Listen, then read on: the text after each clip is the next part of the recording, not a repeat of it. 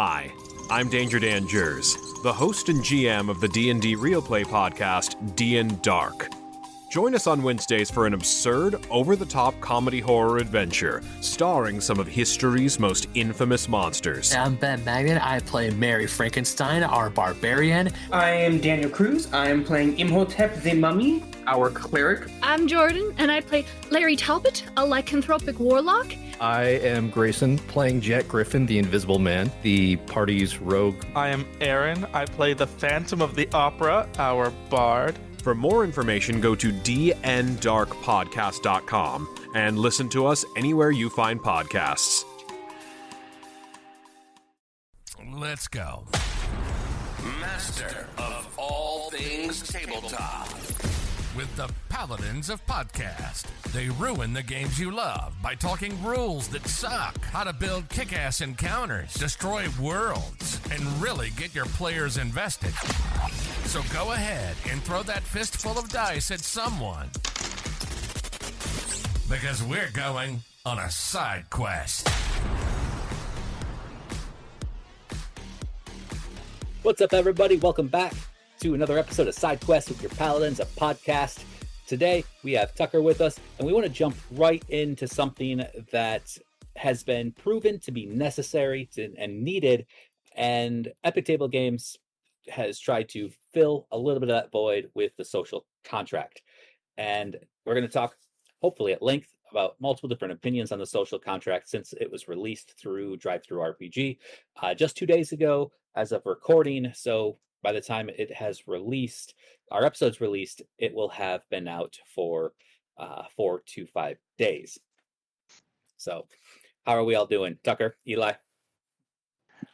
It's late for me. I'm in the Netherlands, but aside from that, I'm good to go.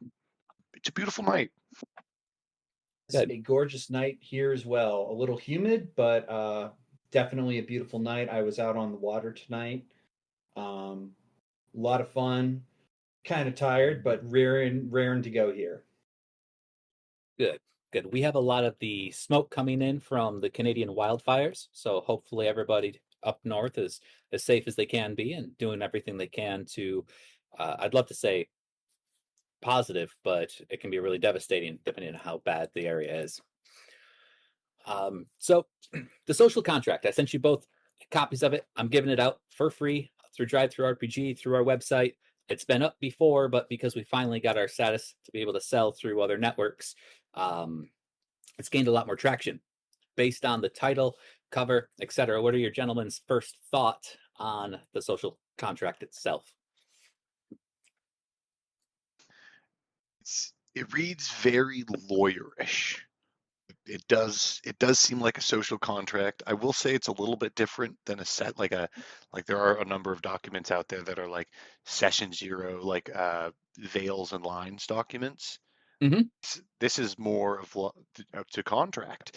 It's an agreement of like where you're going to play, what rules you're following, what the table etiquette, attendance, the procedure you go through when you're kicking a player out or putting them on probation. Yes, it does include those things. Gripe about formatting, nothing's form fillable. That is slightly intentional, but I do understand the gripe too. Tucker, your first impression? Intentionally not form fillable? It's not a form, right. Eli.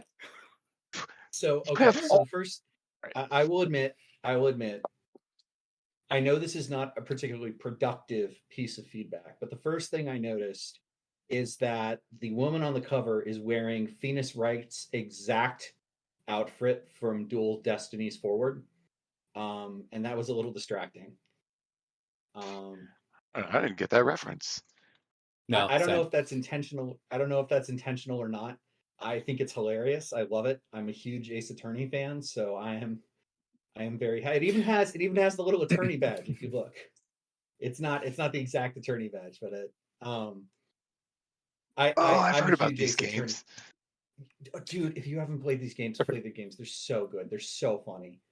They're freaking hysterical. They're also a very interesting critique of the Japanese legal system, but that's an entire different can of worms. Okay, so besides that, on the productive feedback front, definitely as a primarily 2d6 gamer, I noticed a couple of things that were a little d20 slanted.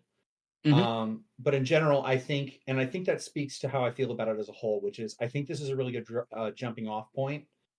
I don't know that I would use this exact social contract with my groups, especially because there's one particular hill in this social contract that I will die on in terms of disagreement.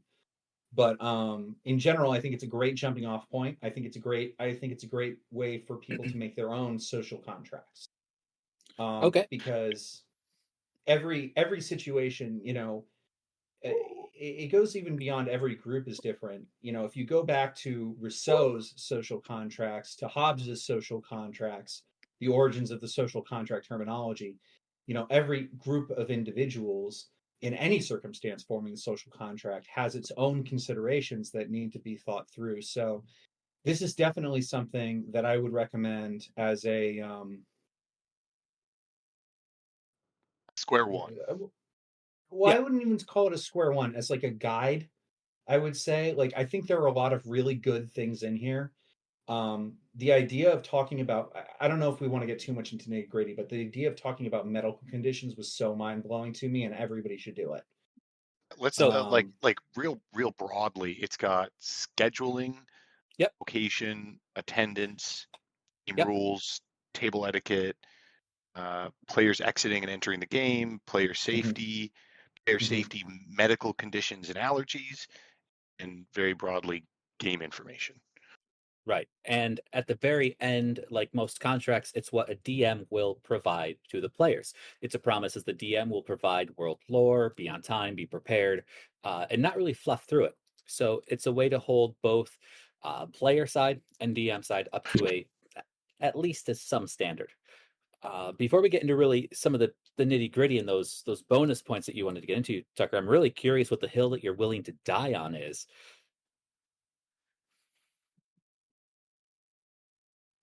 Electronic game aids. I will die on the hill of electronic game aids. They are especially if I am a 2d6 gamer mostly. Yep.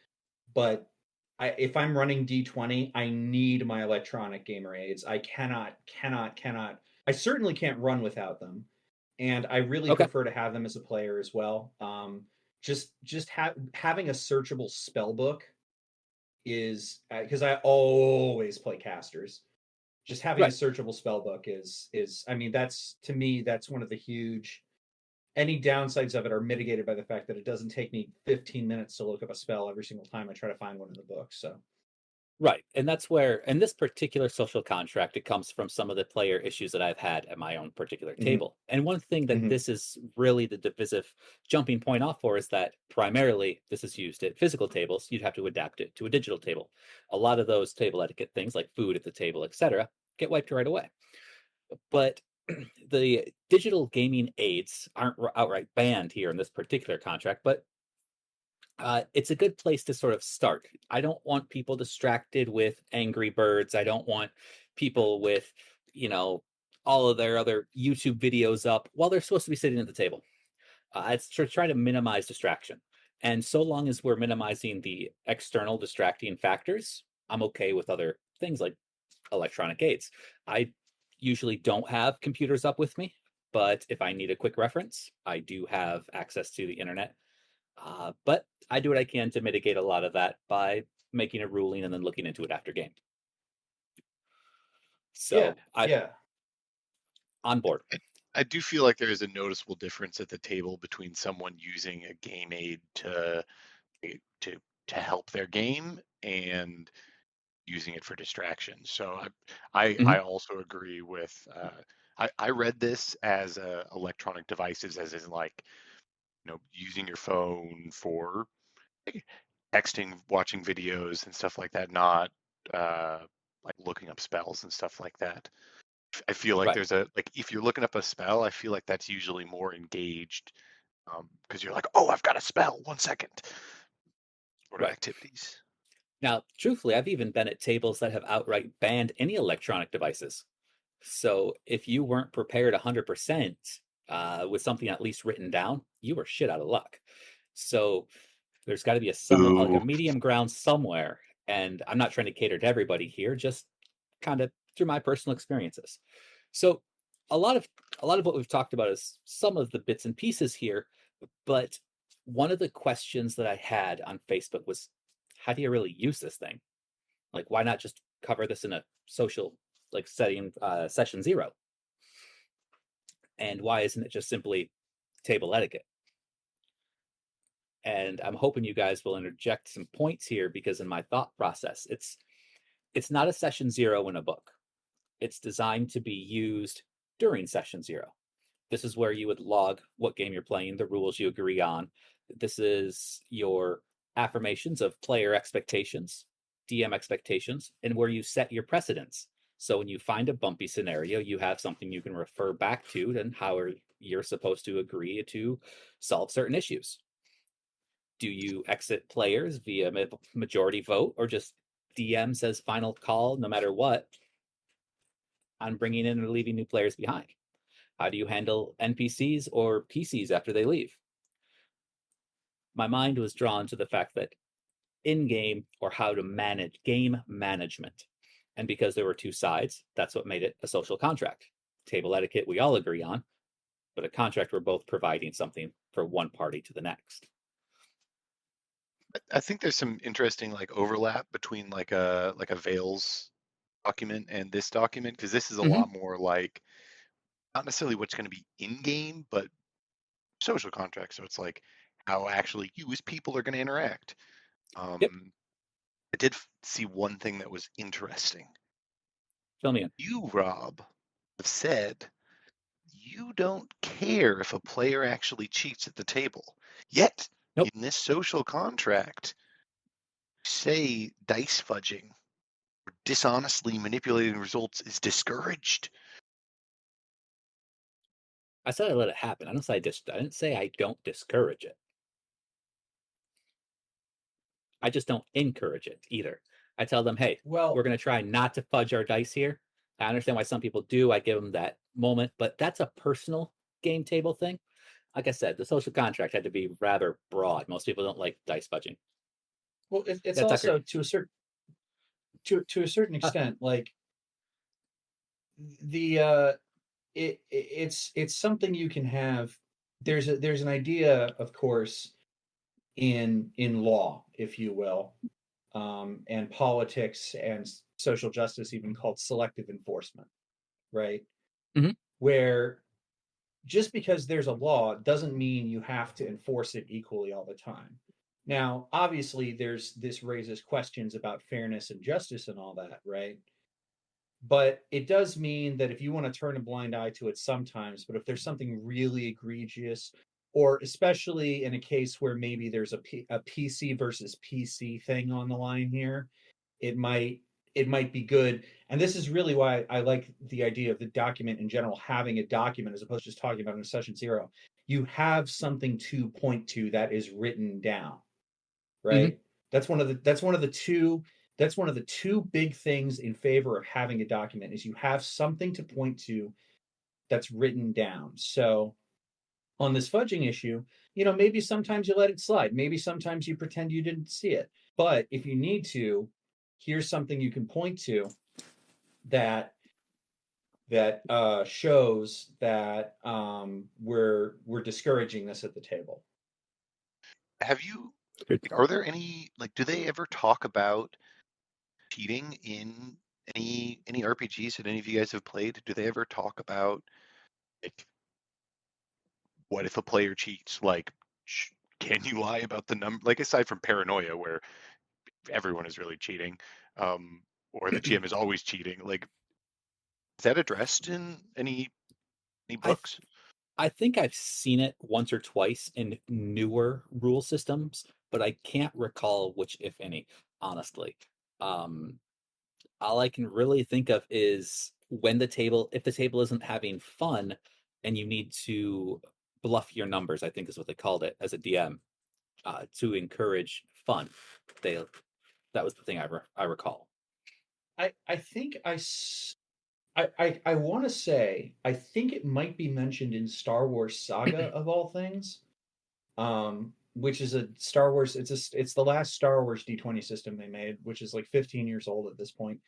I think maybe they briefly mention it in the GM section, but that might be my mind playing tricks on me. Right. Like it seems like something that's been somewhere at least once or twice. But Yeah. it hasn't been noticeable enough to honestly, let me ask a question here, is because we've all DM'd games. At what point do you stop reading the biggest DM sections and just skim through things for information you don't have? Oh, I think you should always read the game master's guide for a game you're playing. I feel like it informs you so much on how to play their game and how they intend it, which I think is a crucial part in playing a game. Like I think there's some great games out there that are like, oh, play this any way you want. But you can also play it in ways that make the game worse or don't utilize it in the proper way. Like sure, you could play D&D 5th edition where everyone just sits around and runs a coffee shop, but then you aren't utilizing the like 900 pages of combat rules that they have. Right. I definitely hear what you're saying, Rob, because I think I definitely so my first role playing game was D&D 3.0 followed by 3.5. Mhm. And the GMing advice in that is not particularly helpful. I had to agree. And see, here's the thing though. So many of us, this is one of those things where I feel like we are let down by the fact that so many people get their start through D&D and specifically D&D players handbooks. And what I mean by that is the advice for GMing in D&D player handbooks is not great.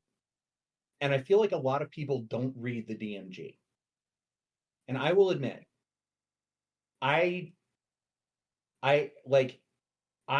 for a long time just sort of skipped over a lot of the DMing advice in a lot of books. Apocalypse World was the one that really made me sit down and be like, no, you have to read these.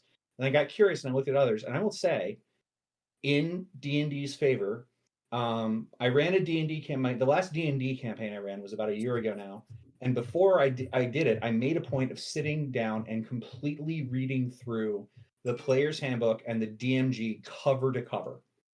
Okay. And Nice. it turned out there's a lot of good stuff in there that I would have missed, especially the DMG tells you how to make a map for a D&D game, like a world map in amazingly specific detail. And it's like Eli says, it tells you how to run a D&D game. Now, a lot of that stuff in other books, Star Wars Saga is another one that like fails at this.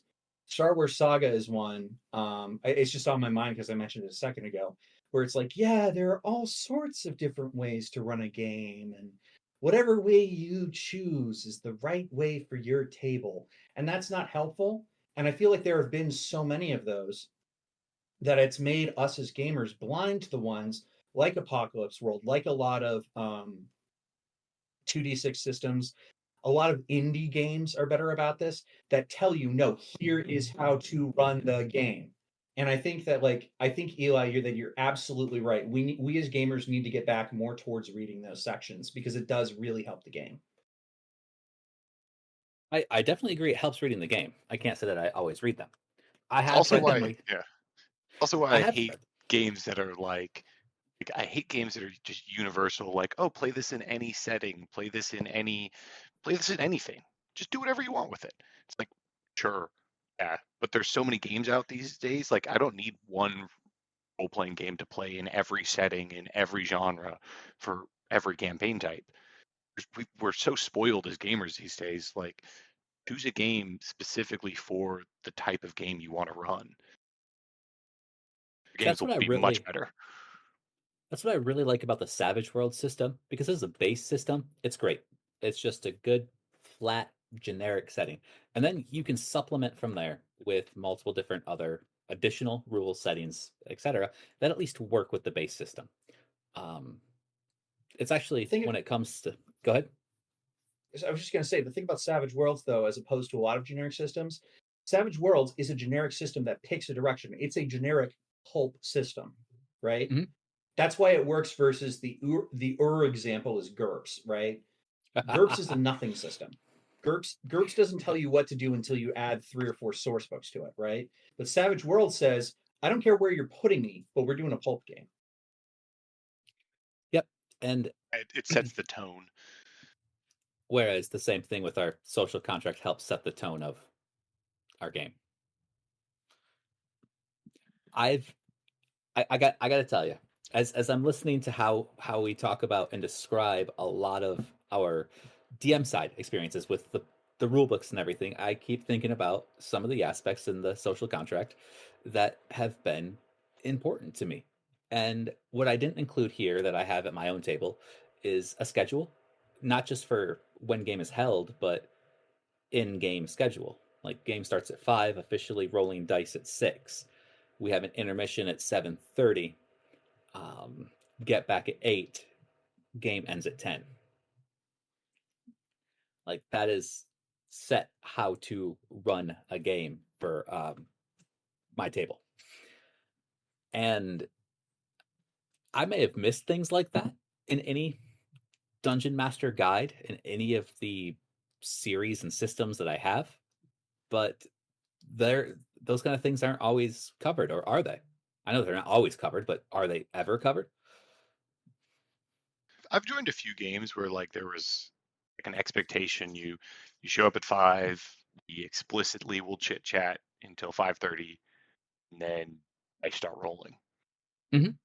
And I think it works great for a physical game where you're picking a group of people because this is when you can all play. You're always showing up at this time. Yep. But I think that's where this social contract excels, is because I mean a lot of these things are physical, like food, you're on your phone, like Yep. all these things are very physical things that a digital game or a virtual tabletop game you either can't enforce or you need to be more flexible. Yeah, and that's really, as I've looked at it, that's one thing that I realize. And I'm starting a new game. I'm going to run it online. This will be one of my I don't know, I've done a handful of small games online, but I'm going to start a campaign online. And I was going through the social contract. I'm like, what am I going to include? And I was able to wipe out a majority of the table etiquette rules. People can get up and stretch for the most part, as long as they can at least hear. They're able to stay tuned. I cannot monitor them. I can't hover over them, micromanage them on devices. I don't care if they roll dice on a glass table or not. It's not my table. So they can even have a 7-course meal. It doesn't bother me. Drug use, alcohol, drinking, vaping, none of that things affect me or my space area. So I don't need to include it.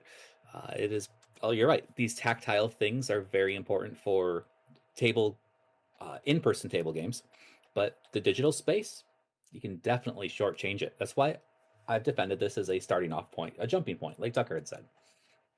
And I think one thing that works for both is, and I think Tucker called it out originally, and I'd never seen it either, is specifically talking about medical conditions and allergies, the players you have at your table, just to be aware of them, or if something, like, heaven forbid, something happens, how you should respond if someone starts having a seizure, or bring peanuts and murder your cleric, and then how are you going to get healing? Right. And Tucker, you said that is one of the things that it's something that surprised you because you have never actually seen it, but as you see it now in writing, it just sort of clicks and makes sense. Where do you see this as being a important bit? I'm trying to think about ways I can really translate it also to online, but that works if you use your camera. Not everybody plays with a camera on, so you can't always see what's going on in the background. I got to tell you, I can definitely. I've played with people who have some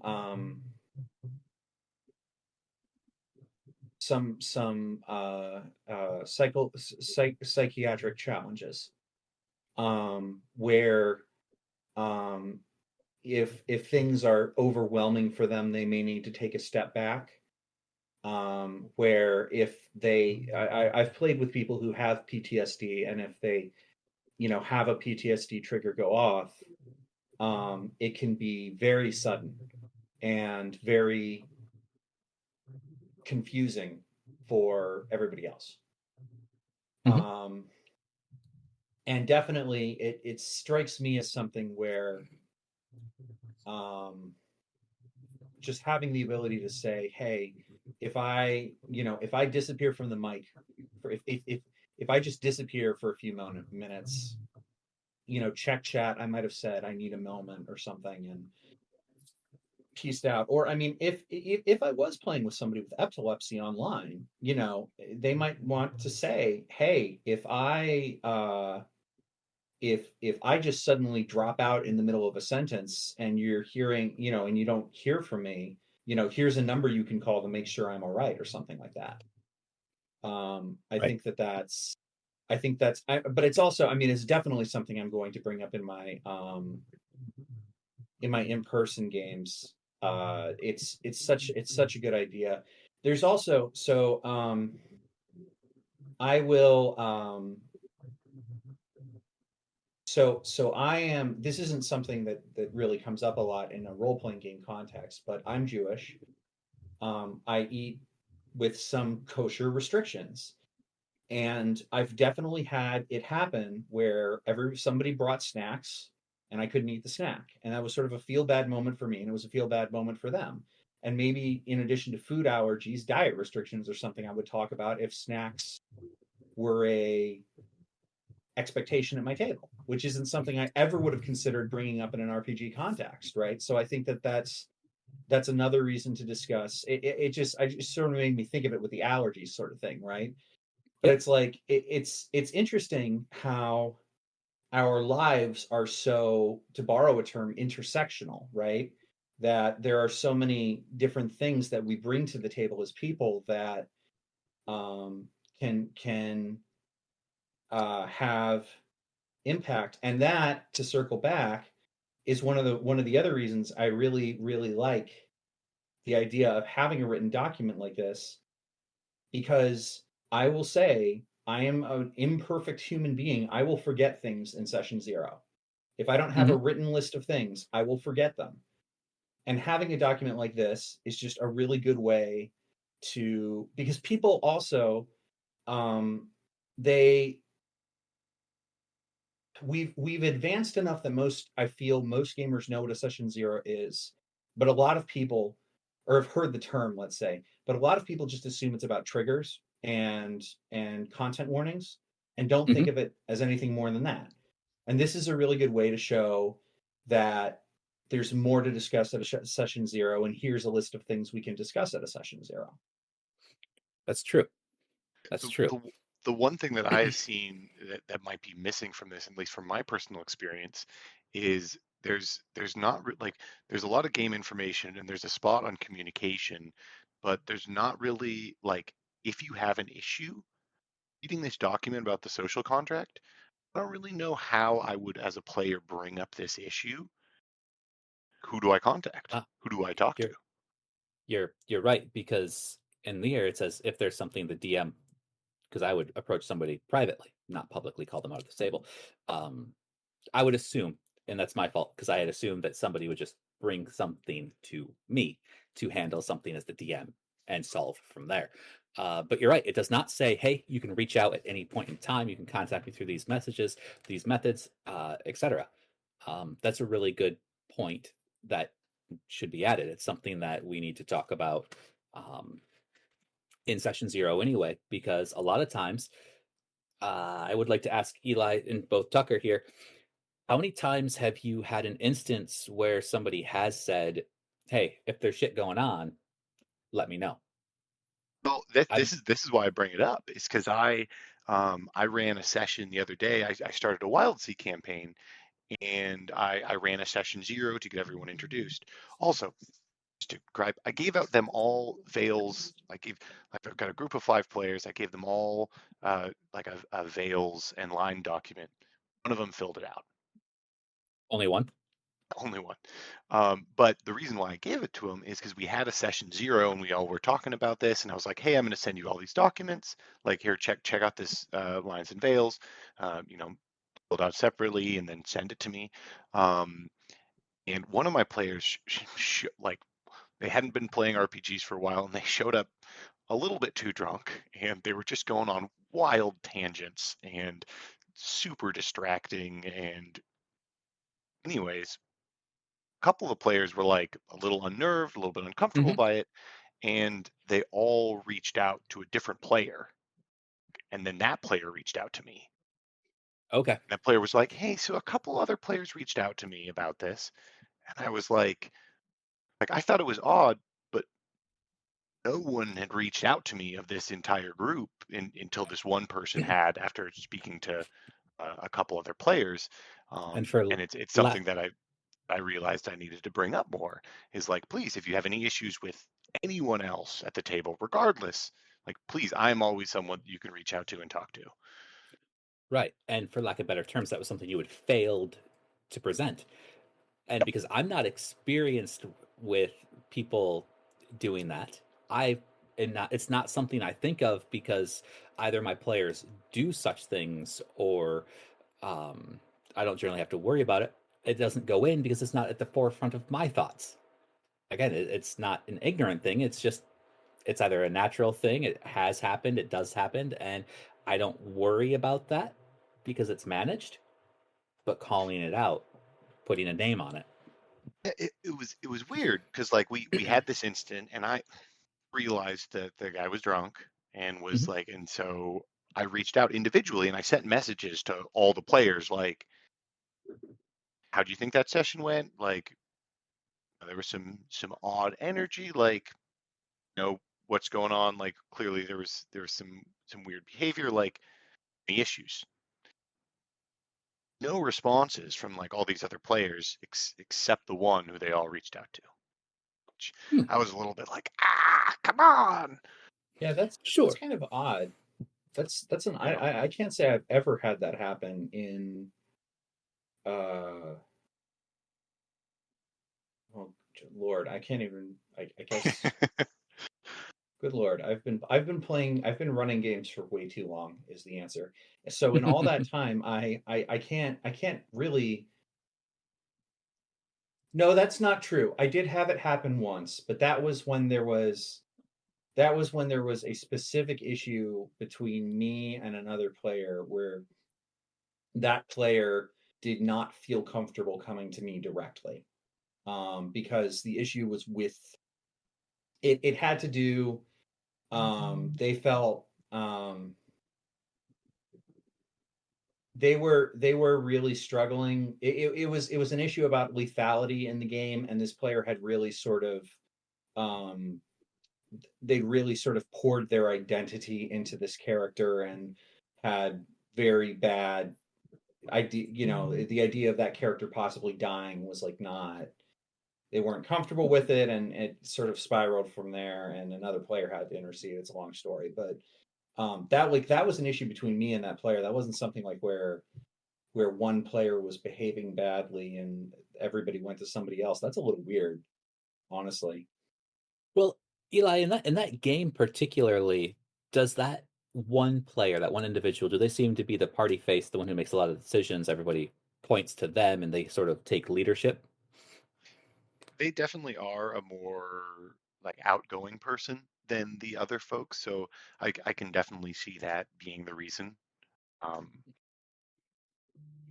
So I'm not going to say that the way the party handled it in either one of your guys' situations was wrong, because they did what they felt was best and most comfortable for them. And you're both right, these situations do arise. We have to understand as DMs, how do we manage them? How do we handle them? And that's the lethality thing, Tucker. The social contract does mention, I mean, hey, how lethal do we expect this game to be? You talk about that expectation of the game and the precedent, how you want to handle those things right off the bat. Would it have possibly helped that player? Well, that's one thing that I think that's kind of the overlap with like the lines and veils Mhm. document, and that's one that I think actually should be um, handled in a more like everyone gets an individual document, 'cause then they can fill out what they prefer, and then you Right. can kind of synthesize that. Well, this is more of a like here's what we've all agreed on sort of thing. This is more of like an after the fact. Right. This document here is the social contract. When we talk about player safety, we talk about what types of player safety tools are going to be used. Are we going to use lines and veils? Will we use X cards? How are they used? When do you use them? Um, just kind of explain that process. In fact, I was talking with my wife about this, and she had actually defined it in a way that made a lot of sense because we both have quite a bit of manufacturing experience. This is really boils down to a standard operating procedure, not in a way of everything is micromanaged, but there is the cause effect overarching process. I think one thing And that would help this document is you having any sort of forward or element that explains how to use this document. There's a lot going on in this document and not a lot about how you should use it or like for a game master, they just print this off. Do they fill any information in? What do they do? that's fair. Version 1 actually had my original blog post in the front of it. So that's probably a good thing to still keep. And, Tucker, and Tucker, ideas? that's one reason why you really like Apocalypse World, right? Is that's the direct like writer to player or GM. They're speaking straight to you. Here's my thoughts. Here's my opinions. Yeah, there's there's a lot of places where um this is sort of a weird this isn't just limited to RPGs, but I think there's sort of a weird thing in writing a lot where for some reason we don't want to tip our hand. Like we don't for some reason we don't want to just say the thing. We want to, you know, write write around it, right, so that the thought can be deduced from our writing or something like that. I do like the idea of just going out there and saying it. Um, so, but yeah, it is an apocalypse world thing. Take that informal tone, you know, tell them here's what I mean, and to borrow from one the thing Rob like, here's what I mean, do this, and I'm not fucking around, you know. Yeah. So I want to explain a little bit about the medical conditions thing because it's something that I guess feels very near and dear to my heart. At my physical table, I have 7 players that really caused this portion of the social contract to be included. Out of those 7 players, there's multiple different overlap between epileptic seizures, diabetic seizures, asthma, depression, PTSD, and a few other food allergy triggers.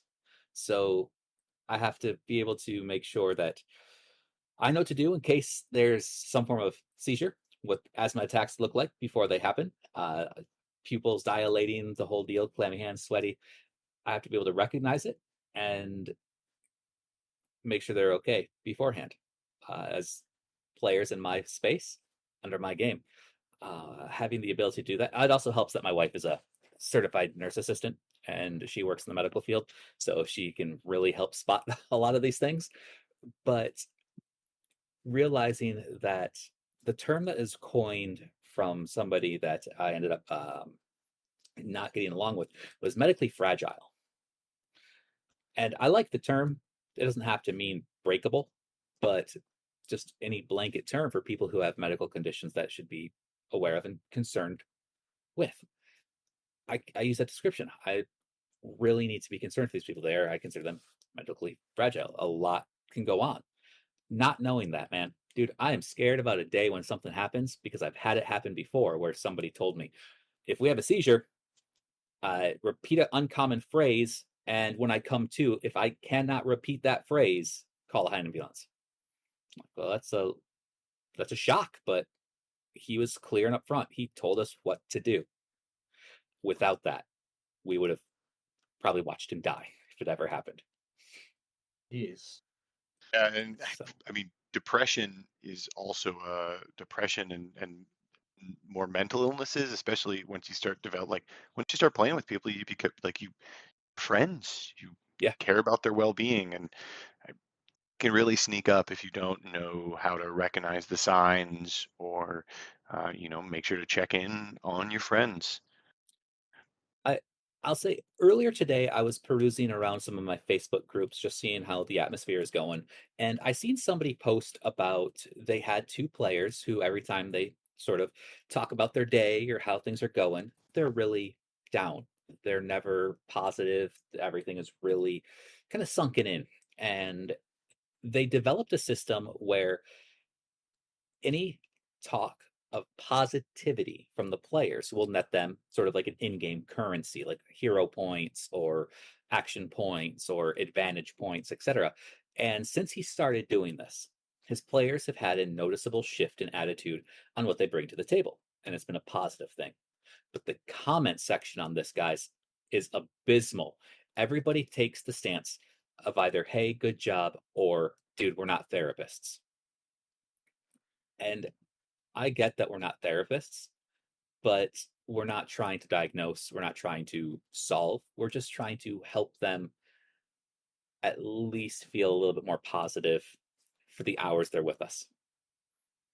I think we're kind of therapists.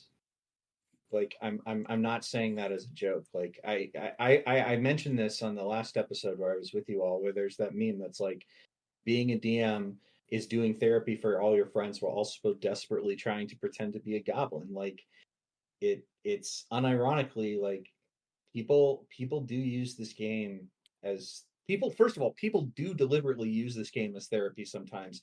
Second of all, Yes. there have definitely been some players, even when unintentionally, that they've been playing and they've been role playing and they've been doing their stuff, and I'm just like, dude, you okay there? You working through something? You know? Mhm. Like, so, I like this. The people who comment we're not therapists, like, no, we're not therapists, but we're responding to people's creative outlets. Creativity is an act of self-expression. Okay? Mhm.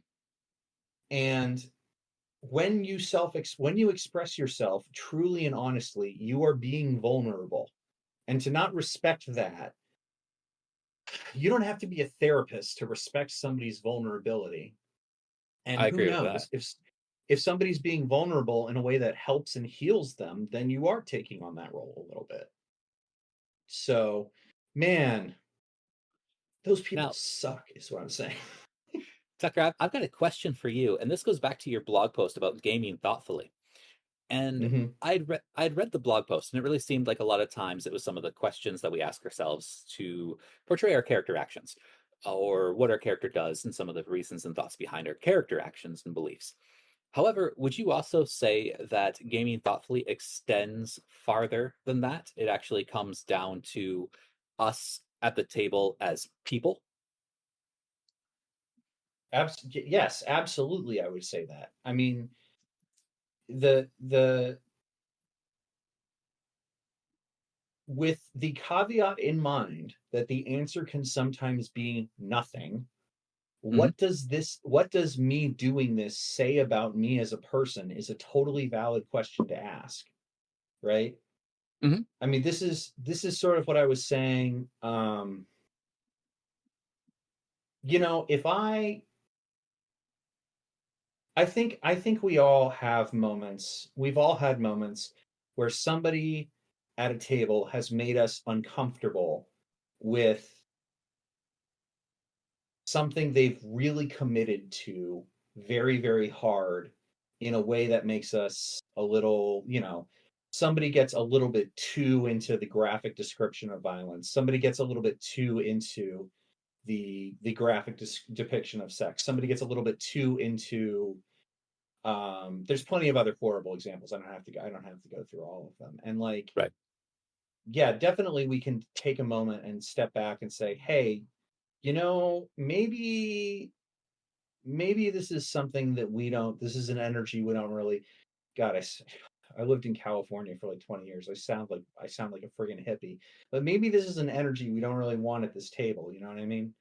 Yep. And then conversely, there are great moments. There are wonderful, great moments where people really. I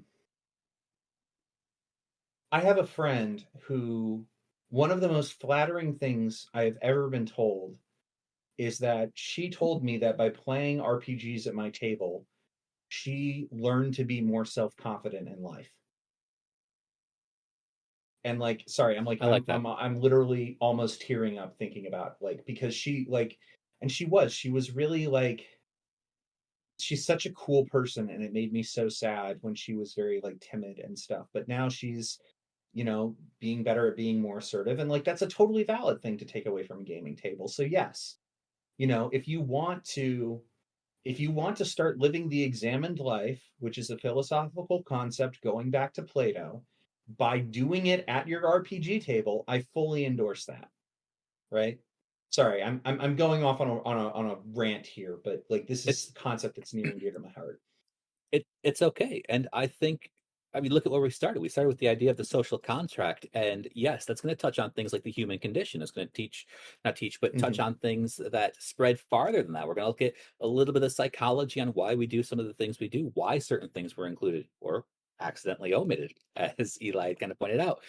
As we're getting really close to our general time limit, what are your guys' thoughts after being able to read the document, understanding a little bit of the thought process I had as we built this? Because I wrote it on my own, like minimal input from anybody else. In fact, neither one of you guys had even really seen it much until I said, "Hey, I put this thing out there." So, what are your thoughts on it? How to use it? Help people understand what it is. Is it something you guys would consider using as a jumping off point? I would certainly use it as a jumping off point, but I don't think I'd use it as written. Both from a formatting. I mean, I'm just someone who loves like an editable PDF, or if you're going to print this off, there's not enough room to write. Not true. Have you seen how small character sheets are? I did print it off, and it's light enough gray where you can write right over, and it's not illegible. Not a fan of writing over gray. Oh. Why waste the ink then? So okay, I will step in and diffuse this brewing argument. But I would say that for me, it's something where I think the best way for me to put it is definitely a document where it is something that is very much helping me get my ideas in order. And while there are definitely divergences I will have, for every divergence that there is, I want there to be a well-reasoned justification for why I'm making that divergence. It's sort of like, I think the best way to put it in sort of RPG terms is like, this is something I would use, but house rule it. You know what I mean? Yes, I agree. In as much as I think it's a good document, right? I would recommend it.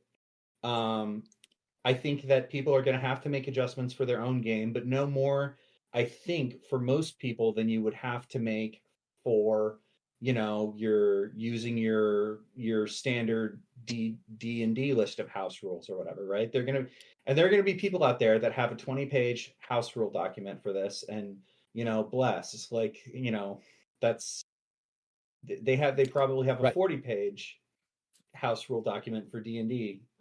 So that's just who they are. But yeah, for me, I think this is pretty good. And it definitely I would recommend everybody read this, right? Because even if you don't use it, it's going to give you some really good ideas about how to form your own and why you should form your own. And if you use it, house rule it. But I think it's a good it's a solid work. Thank you. Reading through it will give you lots of ideas about how to run your game, how to run your table, not just your game. I definitely think it's useful and definitely worth a read. Thank you. And as we close out the episode, I've been the only one to not say how I generally particularly use it. You made it. I did. But get this. So I print it out and I give it to everybody at my table so they have a copy of it. We go through each of these items line by line. Table etiquette is all agreed by all of us. So it's a malleable document. Not everything is always included. So I still use my own document as a starting off point. When I do my online games, I piece it out to where it's needed for there. And that is how I expect this to be used. Tucker, you're right. House rule it. And if somebody makes a 20-page house rule on this, would they have made a 20-page house ruling if it wasn't here? So exactly. The idea behind the social contract is to help you guys with your session zeros, to run them, to set expectations and precedences, and help make sure everybody's on the same page with clear and open communication. Because without that, our games fall apart. I just realized something. One really important thing we forgot to say. This is free. This is a free document. Oh, yeah. We are not trying totally free. We are not trying to get your money here. Not at all. It's free. Go get it. It's a free resource. Not only is it a free resource, I didn't put any copyright notices in there. So if you're going to steal it, paste it everywhere you're going to put it, that's fine. I would like attribution, but it's okay. And I'm hoping that I will be able to have this for everybody who uses the Open Gaming Store, opengamingstore.com, and the D20 PFSRD network. I'm hoping that it'll be up there by the end of the weekend. So that's where I send most of my players to look for information. But guys, thank you very much for checking out this week's episode of Sidequests. I know it's a little bit different than normal, but the social contract is really how all of us look at things, whether we called it one or not. I just put a format and name to it. Good night, everybody. As they say in the Netherlands. Okay, new intro. We've changed the name, and we're still using the word paladin. Paladin. I mean, it hasn't been used in the English language in about 200 years, but okay.